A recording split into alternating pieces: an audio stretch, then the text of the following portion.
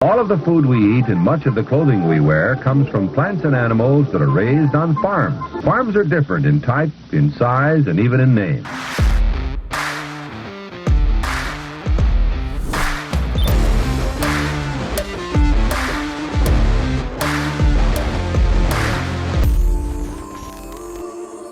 Hey, welcome to Barn Talk.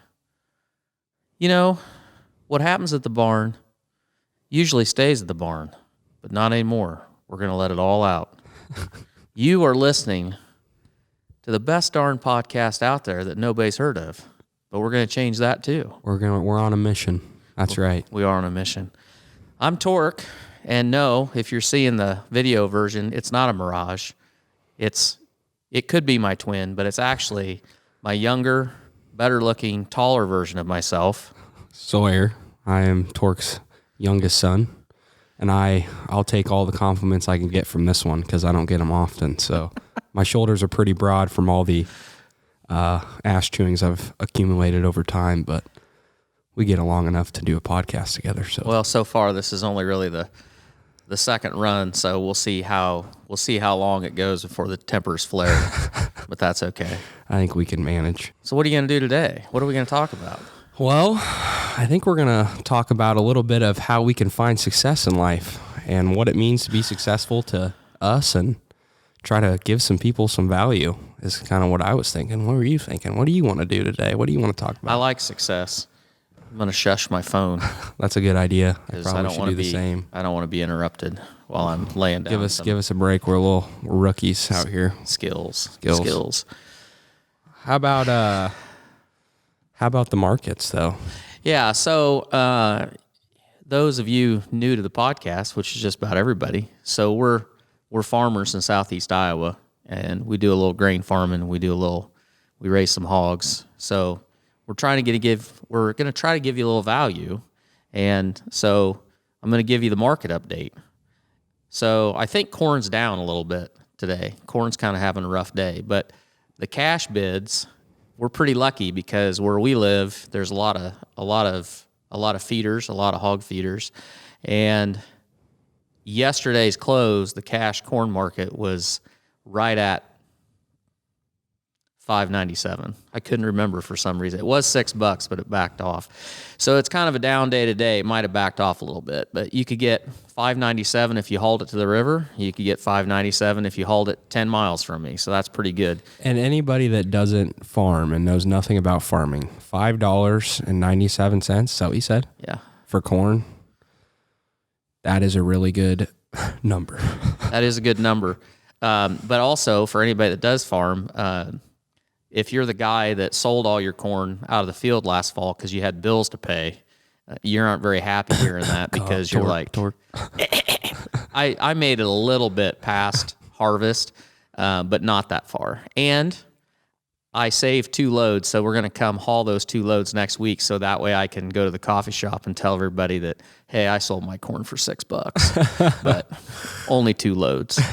So yeah, it's crazy. These markets are crazy. The economy, as far as the rest of the world, and not the ag economy, is kind of iffy right now, but the ag economy is kind of doing well right now. And what do you always say about the economy and then the ag economy? Well, one trails the other, so it's either one trails or one's ahead. It's all how, you can say the boom in the economy. We had the ag boom there, I don't know how many years ago. It doesn't seem like it's been that long, but it's probably been 10 years ago now. But, and then the rest of the economy kind of came on after, and by the time it got going, commodity prices were headed in the tank. Well, now then commodity prices are all headed up, and the economy, I don't know what you want to call it, whether it's I think the jobs report came out, maybe it was yesterday, the day before, and it was a lot better. It's still not very good, but it's better. So, I don't know, we may be both headed in a upswing, but right now, everything is up. I think beans delivered to the Iowa side of the river is $14.17, and if you want to go across the river, it's $14.58. But it takes you a little more money to get across the river. Yep. And hogs are $100, $100 a hundredweight. Cattle's $120 a hundredweight. Give people that don't know what an average kind of year would look like. Not a bad time, not like a bad price, but like average for corn and soybeans. Yeah, I'd like a 557 average would be all right. That'd be a nice average. So we're coming out of a time where, last fall I sold a lot of corn. I was able to hold on to it a little bit after harvest, and we got to $4. I was lucky because there was one of the hog feeders that they got a little bit short, so their bid went up, and I sold a bunch of corn for, I think, $4.10 or $4.15, something like that. But last year's crop, or 2019's crop, some of that I held over. I don't know what I got. I think I might have gotten $3.85, something like that. So what, $3.50 to $4 is pretty average on average given you. Depends on how far you want to go back. When I started farming, we sold a lot of corn for $1.60. We used to play the LDP game where you'd call in to get your LDP, and if you could call for your LDP and then the corn you sold, it went up a half a cent. You got that half a cent, boy. You really thought you were putting one over on Uncle Sam. You were feeling pretty full of yourself. But we went through the time where we were right where we are now. Corn got up like it is, but that seemed like it was about a 3-year deal, and then we've been pretty crappy because the problem with it is, and this is like any business, I think home builders can probably identify with this right now because there's a lot of good money in that trade, except all your materials went up. Well, you can pretty much guarantee that the cost of nitrogen, the cost of seed, the cost of fuel, cost of equipment, it's all going to go. Equipment. Good Lord of Equipment's Moses. already up. It's already insane, but it's outrageous. That's how it is. Business starts making money. It's a good industry to be in, and then they're like, all right, let's ramp it up for everything that they need. I'll take another $1 for that. Actually, give me 10. So, and then, that's kind of the ag update, right? As far as the market. Well, let's get into kind of this is kind of Dad and I's side thing. We love investing and we love cryptocurrency a little bit, and this is not financial advice. Yes, do not take advice from us. We're poor cash farmers, so don't listen to us. Yeah. But anyway, Bitcoin, what's that at? Like Bitcoin's down today. Not quite. 61.8 last time I checked it. 61,000. So it's been floating there. It had a rough time. It kept getting up and knocking on 60, and then it'd fall, and then it'd go. It was 55 for a long time. But then it broke, and it went up hard, and it's just kind of floating around 62, 63. I don't know what it'll do. It depends on when the next whale comes out and buys up a big chunk. There's a rumor going around that Walmart was going to buy, I don't know, $1.5 billion worth of Bitcoin or something. What would you say to the average person out there thinking about buying Bitcoin? Just give them a rough, quick. Would you invest in Bitcoin if you were? Do you have more risk out not investing in Bitcoin, or more risk? How much time do we have? Because this is a whole rabbit hole for another.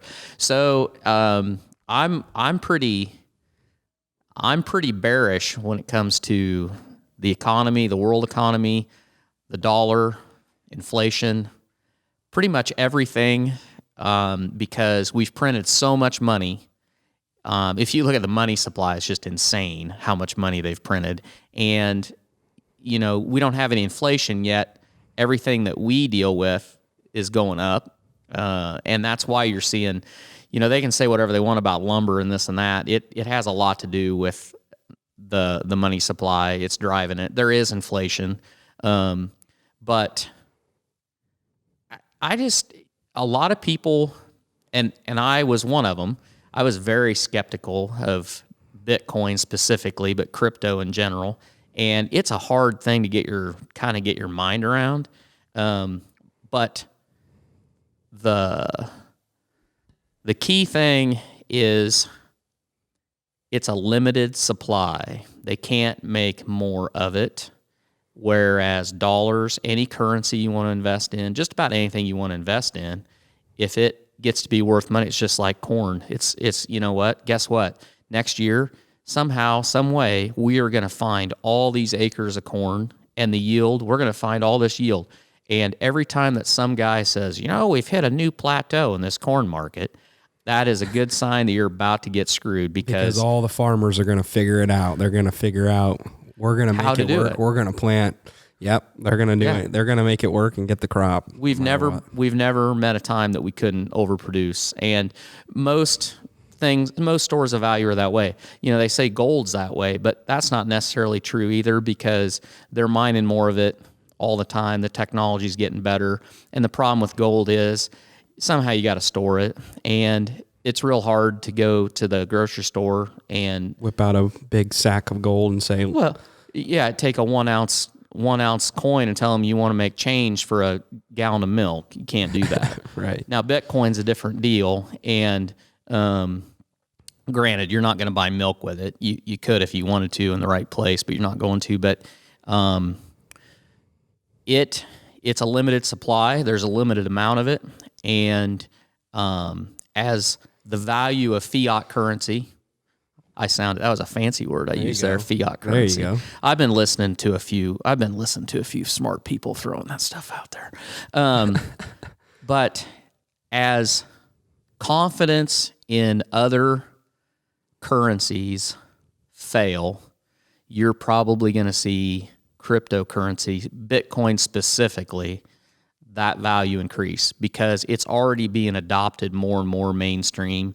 You saw Tesla, you saw MicroStrategies, you saw the insurance company, I don't know if it's Mass Mutual, I can't remember. And there's been some others. And now you see these investment houses getting into it. Coinbase went public a few days ago, which is a big crypto exchange. In fact, I think MicroStrategy and Tesla, the Bitcoin that they own on their books, they bought it through Coinbase. So it's getting more and more mainstream. But if I was somebody that was sitting out there and I didn't know what to do, I'll tell you, and this applies to exactly what we're going to talk about today, the hardest thing is to start. And a lot of people get really caught up in, it's kind of like us starting this podcast where we sat around and we were like, well, it's got to be this and it's got to be this. It's got to be perfect. You got to have all the answers. We don't have all the answers. We don't have all the answers. We're just lucky that this barn hasn't caught on fire for as many things as we've got plugged into the power strips running around here. Yeah, exactly. But the important thing is to start. And the earlier you start, the better off you are. And you're going to make mistakes. But you know what? If you got $100 to put in Bitcoin, buy $100 worth. If you're putting $100 in your 401k or your mutual funds, or you're just buying individual stocks, you know what? If you're doing anything, you're better off than a lot of people that have no plan whatsoever. Yeah. So there's some good, I don't know whose quote it is, but I'm sure it's some war quote. It might be Winston Churchill, but in the absence of, basically any plan is better than no plan at all. And so basically my thoughts on that is, if I didn't have any Bitcoin today, and Bitcoin's gone up a lot, a year ago it was, I don't even know if it was 10,000. I think it was like 10 or 12,000, 15,000, something like that. And you look at that and you're like, well, gosh, I don't want to buy now because it's the high. Well, you know what? There's a heck of a lot of people out there that are buying Tesla today, and you could have bought Tesla for $7. In fact, there was a great article, I think it was in Barron's, some guy started buying Tesla 5 years ago. He started buying it for $7, $8, $9, and he's 39 years old, and he's got $12 million worth of Tesla. And wow, that'd be awesome. I'm getting too far in because this all goes down to, trusting yourself and doing your own homework and all that and whatever. But the important thing is just start. So, Bitcoin is kind of a hobby of ours. It's something that we're really interested in. We kind of track. So that's your market update. I would just chime in here and say, I personally think you have more risk not putting a little bit of money into it versus if you didn't put any money at all, because the potential and the cap that it could get to is huge. Like there's no cap on Bitcoin and how far it can go. I mean, there is, because there's only a certain amount, but there's 21 million Bitcoins ever. That's all there is. Right. And it's only at $60,000 right now. If it gets adopted the way people are thinking it's going to get adopted and the way that people believe it could, having just a little bit in it would, your future self's going to thank you for it. So yeah, and that's kind of my. And the other thing I'd say is, it's very volatile, goes up a lot, goes down a lot, but every day that it progresses and becomes more mainstream, the odds of it totally crashing and burning gets to be less and less. Could it go to 20,000? Yeah. Excuse me. It could totally go to 20,000. But it's probably not going to stay there. And it's sure not going to go back to zero, I don't think. But this isn't financial advice, but no. And I mean, we could go. Yes, this is a massive topic that we spend a lot of time, and we have our conversations between us that we like to talk about the Bitcoin. We like to talk about the investing and all that stuff, but that's not what this specific episode's going to be about. Yes. This specific episode is going to be about how to find success in life. And the first thing that I want to cover on that topic is, in today's society, I think everyone's perception on success is just ass backwards, to be honest with you, because it's all about materialistic things. You look on Instagram, you look on TikTok, you look on Facebook, and everyone's flexing and posting their new truck, their new house, their hot wife, their all these things that, at the end of the day, doesn't really matter, and it's just to flex on people, and it's all about status. And that stuff isn't what I found, and I'm pretty young, but I've come to realize is none of that stuff's going to fulfill you. It's not going to make you happy. And it's very hard, because when you sit on your phone, that's all you see is just people posting stuff to flex on everybody else and status. And I'm not saying you shouldn't be proud of what you buy or purchase or whatever, but I think people like to just buy things for the idea of to impress people rather than genuinely liking what they bought. Like, if you're a Lamborghini enthusiast and you absolutely love Lamborghinis, or if you're a, Duramax, you love diesel trucks, go for it, buy them if you're interested in it. But I think a lot of people just buy them because it's the cool thing to look like you have it, and it's not about what you personally like. I don't know. I think, I don't know. I think culture has really just turned success into something that It's like glamour shots. Yeah, it's glamour shots. It's not really, it's just, I don't know. The definition of success is just all messed up in our culture, I think. A little bit of it is that because of the technology we have, the ability to reach people 24/7, 365 is there. And there's a lot of money to be made selling stuff. And so you are getting bombarded all the time with somebody selling you something. Mm-hmm. Even when they appear to not be selling you, they're probably trying to sell you, because everybody needs a payday. And, our economy is so based upon consumers consuming. And so it's just driven to convince you that, the car you have might be fine, but man, the 2021. Yeah. That is better. That is so better. Yeah, and I can post that on social media. Oh, yeah. And I'm going to get so many likes. Yeah, that's right. There is hope, and there's even hope for me. But as you get older, I feel like as you get older, you just get a little bit, one, you get a little bit numb to it, but two, I feel like you start to wise up a little bit. I went through that. When I was selling and I was making good money, selling. But when you do, you get this idea that you need to drive a certain kind of car. You need to look a certain way. You need to dress a certain way. And you just, it's kind of like a vacuum cleaner, because the more you make, the more you want. And exactly. To be able to kind of disconnect yourself from that and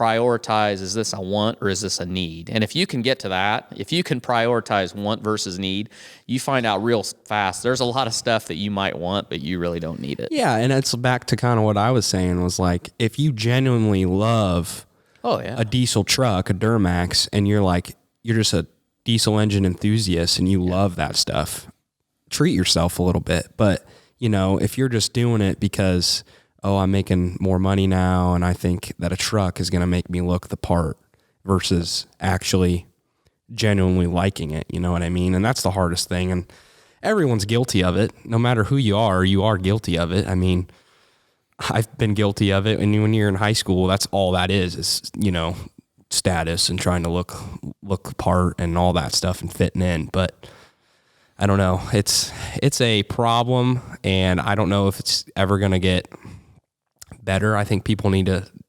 self-evaluate and see, because this social media thing isn't going to go away. And these pictures popping up all the time, people showing you their new stuff, it's going to keep happening. And I think that there's going to be a disconnect there with people finding happiness and, seeing what's successful or knowing what's successful to them versus what society's telling them. And that's the other thing is success is different to everybody. What I perceive as being successful, well, obviously anybody that looks at us is going to say, well, these guys are hog farmers. What the heck are they thinking? There's nothing successful about that. And, I've taken a big circle to get back where I am. And if I told you the whole story, it's kind of crazy, but I'm probably the most content. Well, I am the most content now that I've ever been. And I have the least stress that I've ever had, despite Sawyer. Whatever.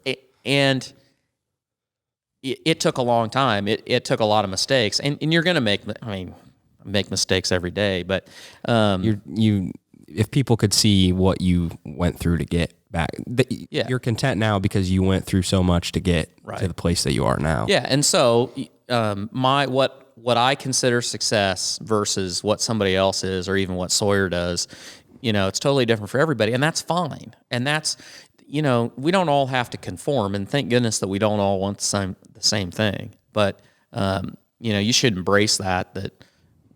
What you want is what you want, and there's nothing wrong with it. You just have to make sure that you're doing it for the right reasons. Yeah, I would totally agree on that. And I think that, I feel like everyone has to be somebody now, because of social media. And I'm going to say that a lot in this one, but it's the truth. Everyone has to be somebody. Everyone has to be a business owner. They got to be a fitness enthusiast, or they got to be an entrepreneur. They have to be successful, but like Dad said, everybody's different. What if you just want to own a nice house and have free time where you can just spend time with your kids and grill and smoke meat, and that's your hobby? I have a buddy that his what success is to him is I want a nice house, I want an acreage, and I want to be able to just do what I want and smoke meat when I want and hang out with my family and go to work when I want. And it's like, that right there is his definition of success versus, Elon Musk, who wants to go to the frickin' moon. It's like, he would like to die on Mars.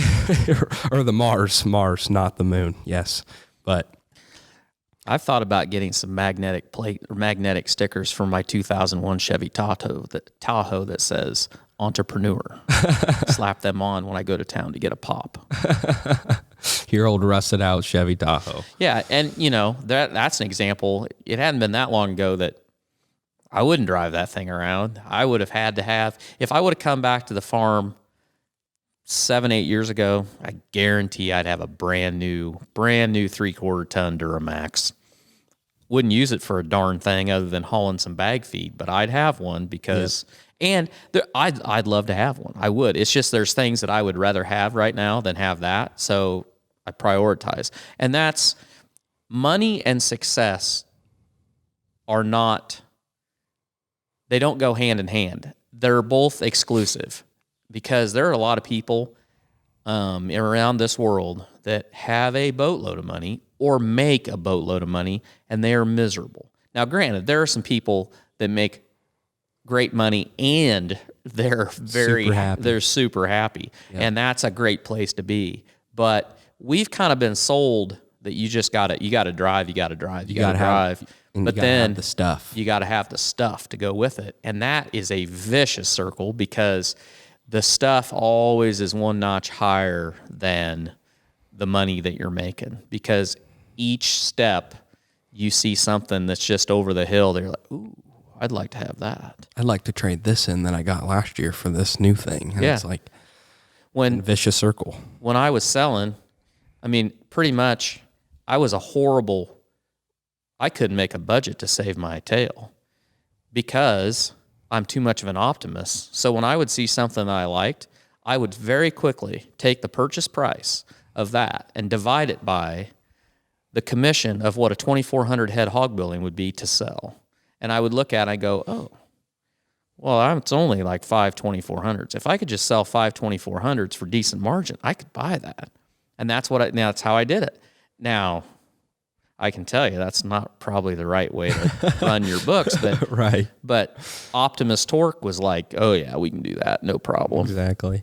Yeah. So I just want to, I really want to nail the point of, people are different, and what society tells you isn't necessarily what success could mean to you. It's all up to you. And it takes, like you've mentioned your stories, it's like it takes time to realize what's important to you and what success looks like to you. Because I'm sure 7 years ago for Tork was success was different than what it is now for you, if you think about it. Let's do the math on that about right. Yeah. So 7 years ago, I was about at the pinnacle of, as far as the money making side, I was making more money than I'd ever made in my life right about 7 years ago, 8 years ago, something like that.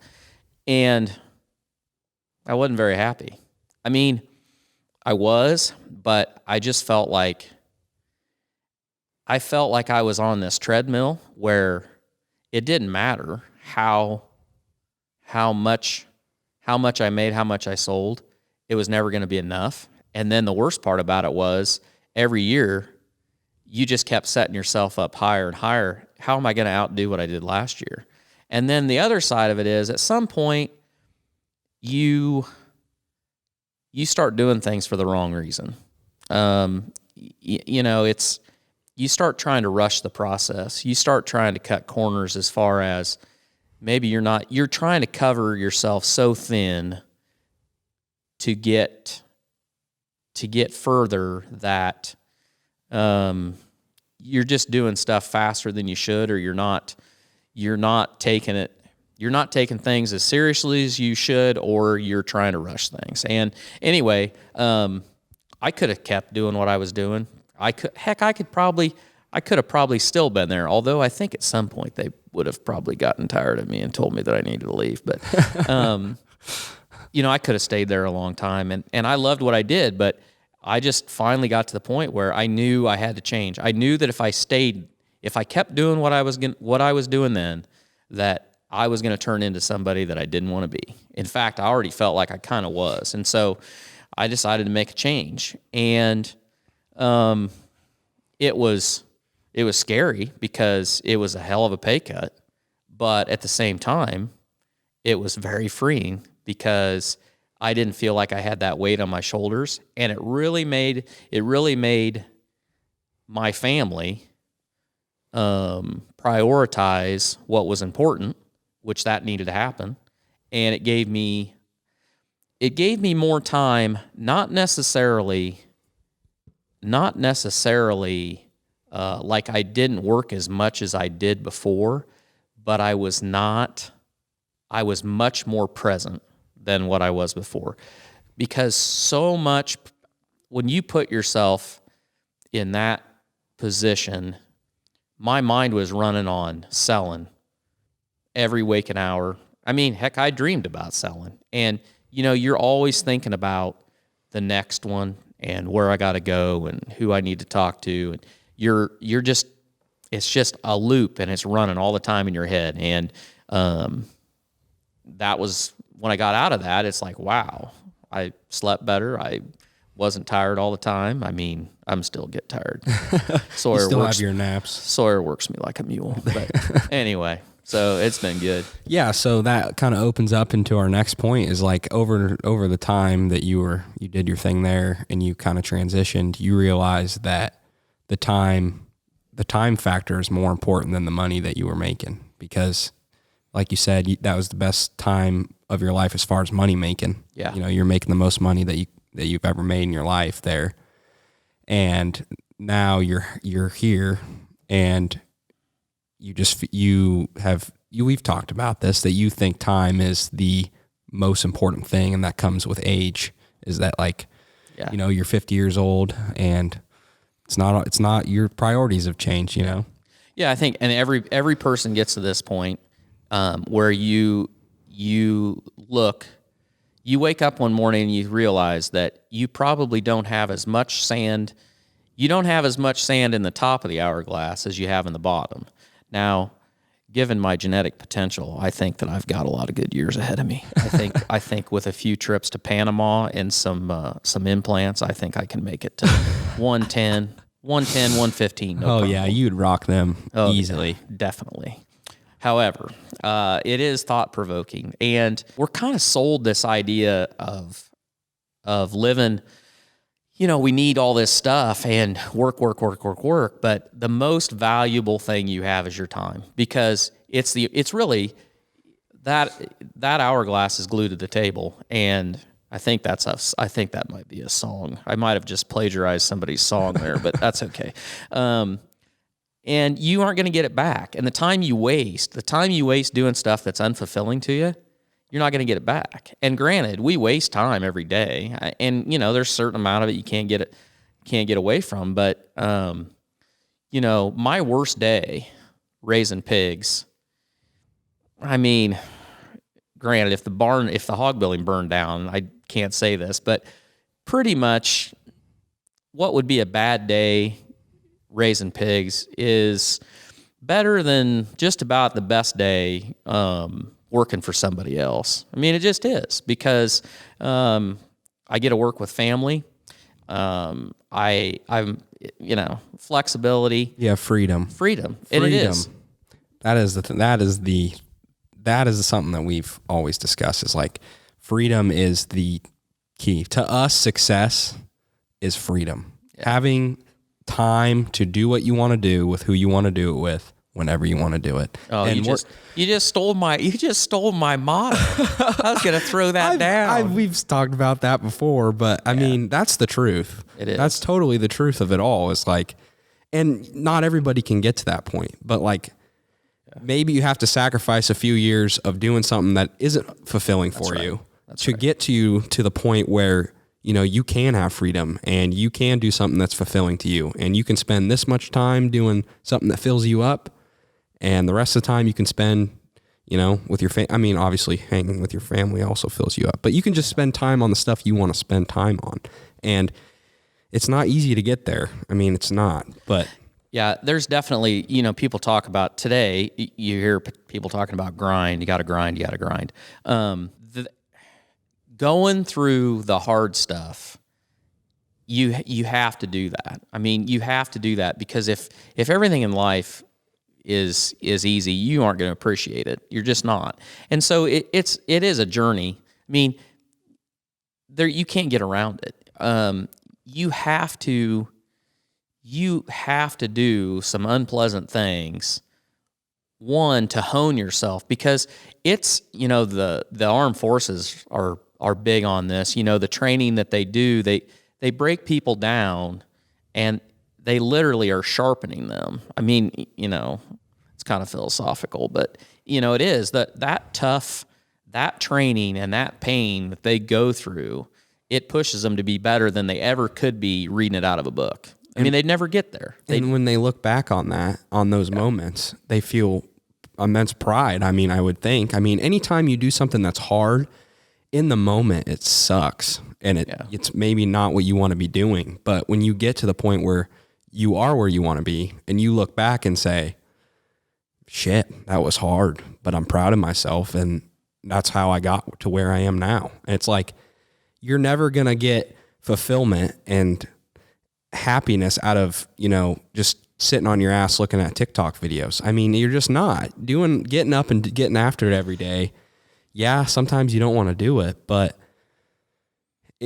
it's a necessary evil, and you're going to think your future self is going to thank you for it. I mean, that's what I always look at when I'm sitting on my butt and I don't want to go load pigs at 2 a.m. I'm like, it's going to be worth it. It's going to be worth it.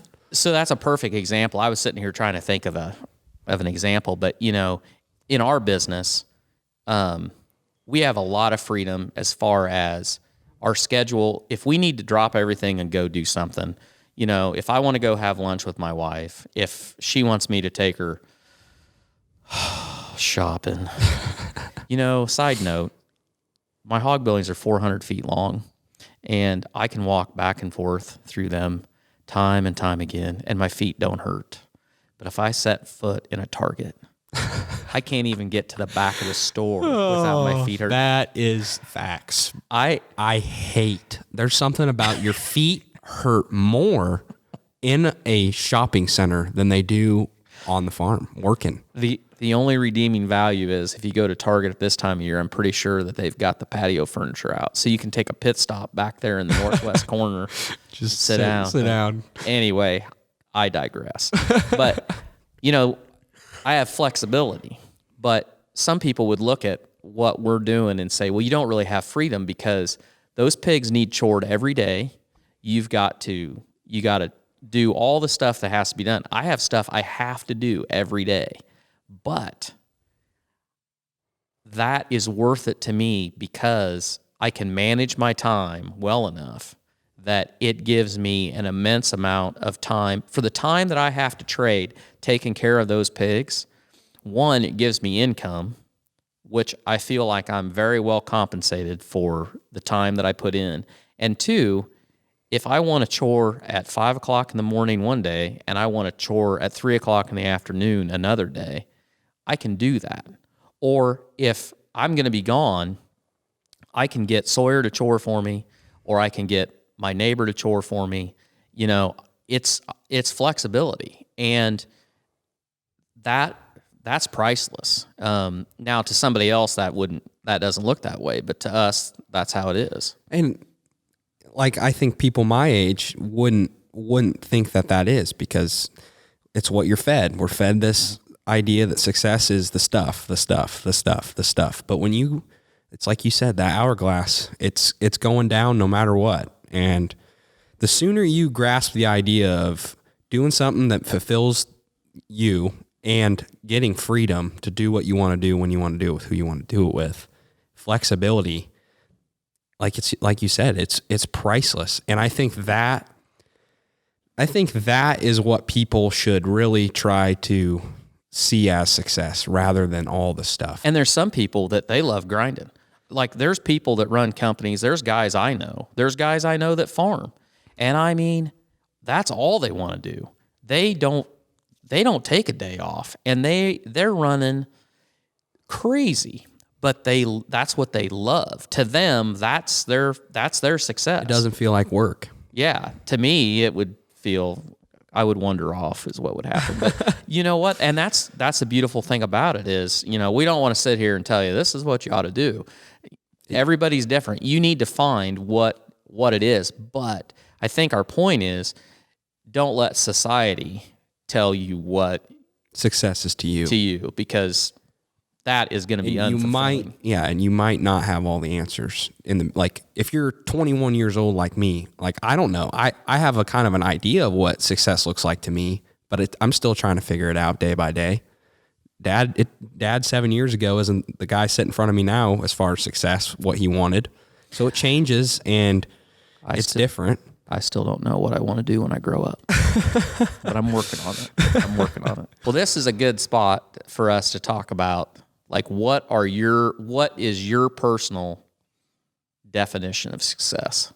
What are your points? So my definition of success is freedom. I mean, that's what we talked about. Freedom is, but my personal goals and what I want to accomplish, I genuinely love the thought of taking something from scratch and building it up to be a successful thing. And that's a big reason why I started This'll Do Farm.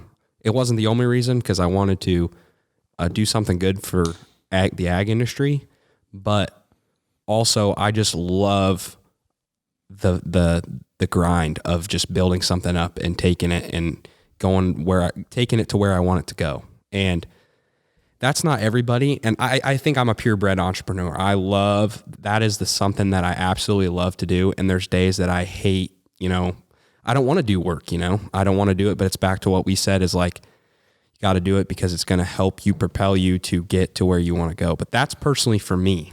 I value taking something from scratch, building it up to where I want it to go. And that's kind of my biggest thing. I want to start a company. I want to build a brand. I want to do these things. And that's kind of my success. That's what I want, in freedom and time with my family. And the definition is do what I want when I want to do it with whoever I want to do it with. That's the definition of success to me. Boy, that's a really good idea. I wish I would have thought of that. Oh, wait. Don't act like you came up with that, because we've talked about that before. That's not just a Tork quote. Boy, I wish I would have thought that up, though. I know. It's a good one. I have a daily planner that I try to write my thoughts down in every day, and I don't always do a great job, but there's a line in there that, what is your goal? Like, what would a win be for today? But then it has what your overall goal is. And I used to write different stuff down, like my goal was to get this done or get that done, or pay this hog billing off, or you name it. And then I ran into that quote, and it really stuck with me. And from then on, the goal that I write down is I want to be able to do whatever I want with whoever I want for as long as I want to do it. And really, if you get to that point, yeah, you pretty well got it going. But I wrote down like nine things that I think are important. At least they're important to me. And these aren't in any particular order. Wow, but you actually came prepared today? I know, it's kind of... You had a plan? I bet you... This is a rarity. I mean, it's not a rarity, but Dad is an optimist, and he is kind of a, it's like what you talked about with the hog buildings. You're like, oh, that costs that much? I can swing that. I can make that work. And, just go in there and wing it. But I'm impressed. I like it. I like thanks. it. I take this stuff seriously. I know you do. This is going to be the best podcast on the planet, so I hope you come prepared. Good things don't happen by accident. That's right. The first thing I wrote down was to have a cushion. So, and this probably comes more with age. So for me, it's important to have like an emergency fund. I figure up what are my expenses that I have to pay every month, and I want to make sure that I have money saved that I don't touch, that I don't use for anything else, I don't buy Bitcoin with.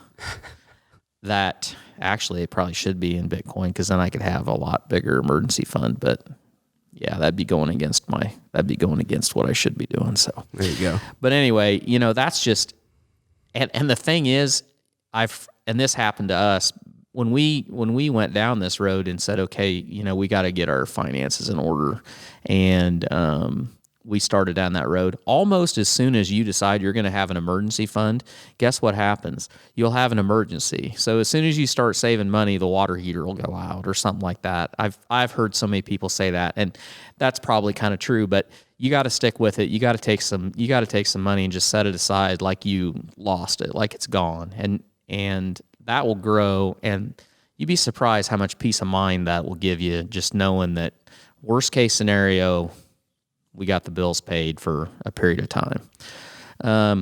The second thing is, for me, passive income. And by passive income, I mean, I'm at the stage now where if something happened to me, we could hire somebody to take care of my hog buildings, and that check would come whether I got up every day and did it. Now, granted, it'd be a smaller check because we'd be paying somebody to do it, but it's there. And it's the same way if you've got rental property. It's the same way if you're doing anything that has residual income. And I think that's something everybody should strive for, because so many people are trading time for money. And it goes back to what I said earlier about, that's your most valuable asset you have is your time. And if all you're doing is trading time for money, you're going to end up with not enough money and you're going to run out of time. And so having streams of income that come whether you're there or not, that's important. I would totally agree with that statement. That was a good one. Deep thoughts. Work that satisfies me. And I can say that now. I have the luxury. Yesterday we were getting ready to get a group of pigs, and I went through and I checked all the heaters, and I had some inlets I had to fix. And I literally spent the last 2 full days up there getting that hog building ready.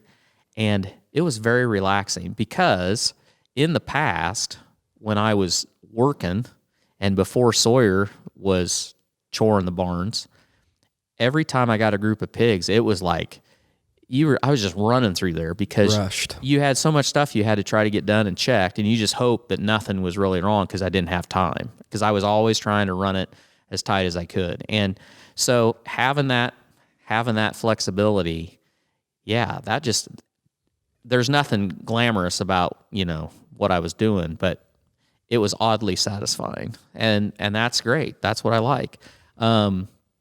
This one to me is probably the most important. And I feel like this is something that I've kind of only realized in the last year, which is kind of sad.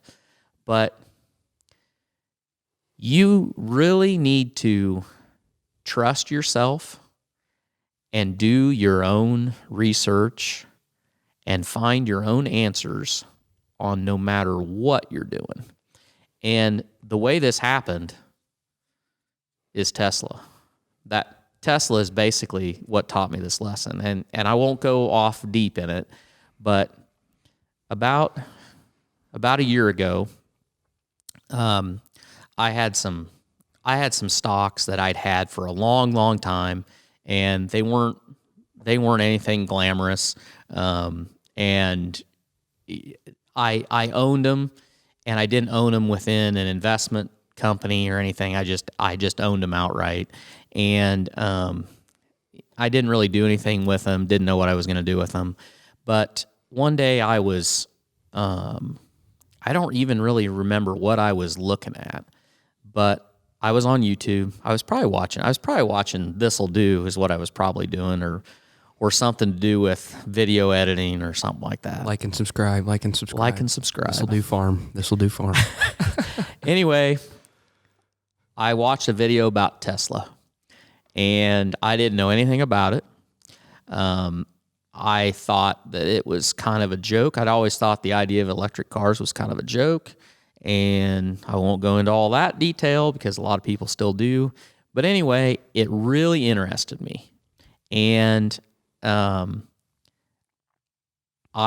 asked a friend of mine something about it, and they just laughed it off, and they gave me the world's never going to go to electric vehicles, and Tesla doesn't make any money, and I was like, yeah. And then I started watching more, and I started reading, and I downloaded their annual report that year, and I dug and I dug and I dug, and I got to the point where I basically convinced myself that was a good investment. And I took these stocks that I had, and I cashed them in, and I went to my investment representative, and I told him I wanted to buy Tesla. And he tried to talk me out of it. And then he told me that I could buy the stock within my account, but he was going to make me sign a paper basically telling me that he had advised me that it was a risky deal. And I went through with it because I had conviction. I had done my homework, and I knew, right or wrong, I was convinced it was the right thing to do. And you know what? It did turn out to be the right thing to do. The money that I put in, it's been a great investment. And, we'll talk about Tesla some other time. But after that, through all that, I realized that anybody that you talk to, they're going to give you advice through the guise of who has taught them and what their life experience is. I don't care if you're talking about investment or you're talking about what brand of seed corn to plant, or whether you're talking about you name it. You have to be true to yourself, and you have to trust yourself, because there's a lot of times that you're going to make a decision, and there's going to be plenty of people that are going to tell you you're wrong, and they're going to give you all the reasons that they know why you're wrong. But you have to remember that if you've dug and you've read and you've watched and you've prayed on it and you've put in the time to know that that's the right decision for you, I'd say it's pretty rare that will end up being a bad decision. It'll end up being a good decision. Yeah, and I think really do your research, Yeah. Dad didn't just look into Tesla and, couple days and he was like, "Yep, I'm buying Tesla." He put some real time into it, annual reports, videos, articles, real time. And that might not have used to be the case as far as going out and be able to research the amount that you can research now. But that's the one thing that I will say that's a great positive of social media. There's a few great positives and there's a few negatives out there. But one huge positive with social media and YouTube and the internet is you are able to go and find information about anything, and you can research and research and research and research. You didn't have that back then. You just really didn't. And there's a very few people, and let's be honest here, there's very few people that use social media and the internet for their own personal good and growth. And then majority of people, and I'm not saying I'm perfect, I'm guilty, I scroll TikTok, but a lot of people only use the internet and social media to consume their time and distract them from their lives when they could be using it to learn and grow themselves. And you can either use social media or let it use you. That needs to be a t-shirt. I mean, that's the facts though. That's facts. But yeah, I just wanted to say, you were maybe long ago, you couldn't have done that. You couldn't have found Tesla information or whatever stock it was back when the internet wasn't around, but you did the due diligence and you were able to do that, and it's possible. A freaking hog farmer invested into an electric car company. Yeah, now what's sad is that I can talk to people low level about machine learning and autonomous driving, and I have nobody to talk to about it because nobody wants to hear that. So I just have these thoughts in my head about stuff that excites me that I have nobody to talk to about. So we might have to do a whole episode about Dojo, but we'll save that for a different time. I don't even know how far I was.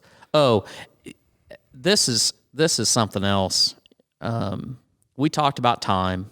I'm at a point now where I have time, if I manage it right, that I can help my family. If one of the boys needs something, I can go drop everything and go help them do whatever, and that's worth a lot. And if we ever get back to whatever normal is, my wife and I can, if we want to go somewhere, we can pick up and go somewhere because we've got the time to do it. So that's important. But something else that I think is key to success, but also, I guess, being prepared, is to have some skill, work on skills that you have that are marketable that you can fall back on. And I'll give you an example. my eyesight's not any good. And if I had to do this, I think I'd need some pop bottle glasses to do it. But if everything went to heck tomorrow, I'm pretty sure I could go back to fixing hog buildings. I'm pretty sure I could go back to fixing controls and fixing feed systems and all that. I know how to put in a day's work, and I know how all that stuff still works. And, that's something that I don't use that much, but I feel I do enough of it still that I have those skills if I ever needed them. And that's a good thing to have. It's good to know a few things that don't necessarily fit into what your regular job is. Yeah, I would agree with that. I mean, for me, I'm a farmer, and I learned how to edit and do a bunch of videography and all that stuff. I had no idea how to do any of that, and that's kind of touching on the point of our last point. I learned all that stuff through the internet. I had no college classes. I didn't read books. I learned that all on the internet and self-teaching myself in action. Yeah, and that's a skill now that if, let's say, our hog barn's burned down or the hog market takes a crap, or, the ag economy goes to shit, that's probably a skill I could take and use anywhere, because anybody in the country needs digital marketing. Anyone needs a videography. If you're a business owner, you have to have a social media page at this point. But that's a really good point, because... Yeah. And if you...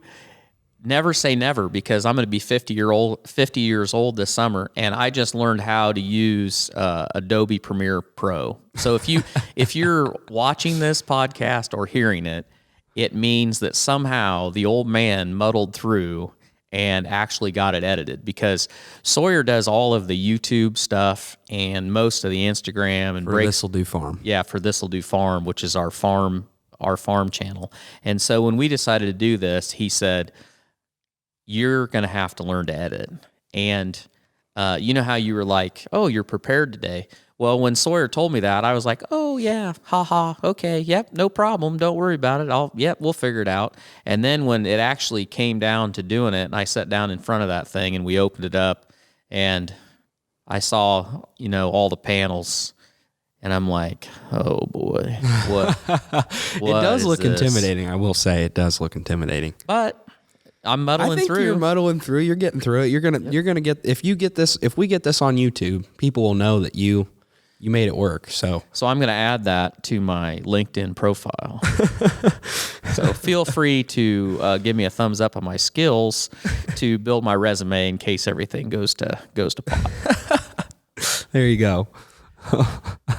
Is that your whole list there? I think that's. Oh. The one last thing is success to me is having the luxury of saying no. And that's a hard thing to do. I really think that's hard to do. But I've finally gotten to the point that there are people and there are things that happen. Some of them are opportunities and some of them are not. That in the past I would have felt compelled to, oh yeah, okay, I'll do that. But you can't do that. Your time is too valuable to waste. And I can't even say waste. There's some things, there's a lot of things that are opportunities that you could do this or do that. But you have to decide what is important for you and what is important for your family. And is this going to take time away from what's important? And if it is, you got to say no. And it's hard to know. That is very hard. That is a very hard thing to do. Yeah. Because you don't want to hurt people's feelings, and you don't want to let people down. And we're not sitting here saying tell your family no if they need help moving or anything like that. But well, actually, that's not true. If I can work my way out of helping somebody move, I mean, what's worse, Target feet or moving upstairs when you're moving stuff out of a house? I have a saying, and that everybody has friends that they're really close with, and if you have friends that ask you to help them move and they tell you that they think of you as family, that means you've been demoted. You're screwed. You've been demoted. So moving, that's not a good thing. No. So what I think we'll wrap it up here, but last point that I wanted to make on success and, trying to find your own success, and, it's different for everybody. And, to us, times and freedom is our definition of success. Everyone, there is somebody out there that has the success and the life that you want. And all you got to do is go out there and seek that information. And it's just what we talked about with Tesla. It's just what we talked about with me figuring out editing and videography and all that stuff. I knew I was a videography baboon. I knew nothing about it. And it took me half a year to really hone in my skill. And now I'd say I do a pretty decent job at it.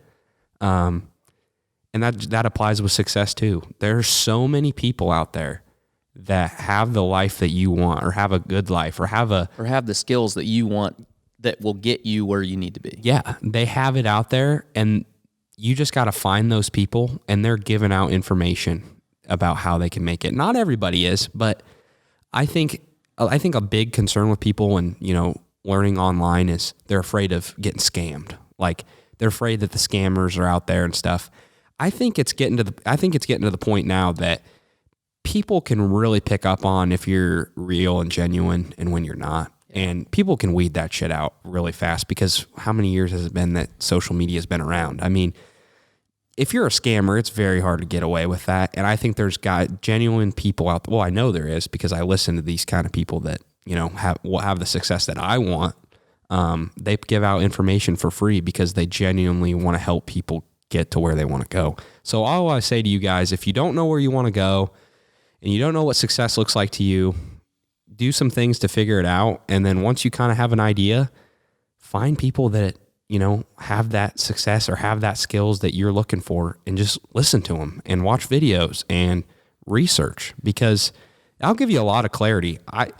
Where I am now versus where I was 3 years ago when I graduated high school, I don't think I've grown more I've grown more as a person in the last 3 years than I ever did being in school. I'm just going to be honest. And it was hard in the beginning, but it really shaped me, and I really went out and searched and found online mentors or teachers that I had a little bit of an idea of like what I wanted to do and what success looked like to me, and I just kind of acted on it. And those guys, they'll help you find that clarity and give you some tools that you're like, okay, that sounds nice to me, or whatever. But it's out there. I'm just saying, it's out there. You just got to go find it and seek it. So yeah, and I guess I'll close with saying, if we double all the way back to the beginning, the main thing is nothing's going to change if you don't take a step, if you don't start. The hardest thing is to start. And then if you start 20 minutes a day reading about what you want to learn, 20 minutes a day watching somebody that has the skills that you want to develop, 20 minutes a day goes a long ways. And if you make a mistake, just get back up, just start. But the main thing is, if you don't like where you are today, you don't feel like you're successful today, you got to change something, and you got to start. You got to take a step. Yeah, I would 100% agree with that. And what I will tell you is you'll learn way more doing rather than just sitting on the computer screen and researching and learning. Taking the information that's given to you and applying it to your life, that is where you'll learn. Because you can YouTube all day long and come across all these great ideas and these great people giving you information, but if you don't take the information that they give you and apply it, it's if you don't take a step with the information that they give you, you're not going to get anywhere. So action is the biggest thing that I will say that you have to do. And it can be little every single day, 5 minutes a day, 10 minutes a day. And if you don't get your 20 minutes in for the day, get 5 minutes. Something is better than nothing, That's the thing. So yeah, I think that is going to wrap up this podcast, guys. Thank you so much for listening. Feel free to subscribe to the podcast and subscribe to our YouTube channel, Barn Talk. We're going to be putting new podcasts out every Friday. And tell us what you think. Let us know. Tell us what you think. Rate us. Give us a good rating and genuinely give us some feedback on what we can improve on, or the lighting's not right, or if something's not is catching your eye and you want to give us some feedback, we'll take the criticism. Our shoulders are pretty broad. If my jowls look abnormally large, we'll change the lighting. We'll back the camera off. Whatever. All right, guys. Have a good one, and we'll see you next Friday.